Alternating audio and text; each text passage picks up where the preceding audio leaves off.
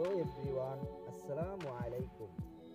আজকের এই ভিডিওতে আমরা যদি আপনি ভুল করে বিকাশে অন্য নম্বরে টাকা পাঠিয়ে দেন তাহলে কিভাবে সেই টাকা ফেরত আনতে পারবেন।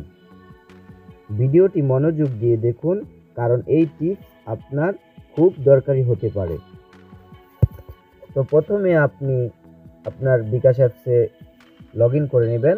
সেন্ড মানিতে ক্লিক করবেন। সেন্ড মানিতে ক্লিক করার পর আপনি এখানে দেখতে পারবেন নন বিকাশ। আপনি যাকে টাকা পাঠিয়েছেন ওই নাম্বারে কোনো বিকাশ অ্যাকাউন্ট খোলা নাই। তো এখানে আপনি ক্লিক করবেন। ক্লিক করার পর আপনি দেখতে পাবেন বাতিল করুন। এই বাতিল করুন অপশনে ক্লিক করে দিবেন। ক্লিক করার পর আপনি কি সেন্ড মানি রিকোয়েস্টটি বাতিল করতে চাচ্ছেন? হ্যাঁ, আপনি হ্যাঁ করে দিবেন। হ্যাঁতে ক্লিক করবেন। তো আপনি হোম পেজে যাবেন বিকাশের। তো আপনি দেখবেন ব্যালেন্স দেখুন, এই দেখেন আমার টাকাটা অটোমেটিক ওরা দিয়ে দিয়েছে।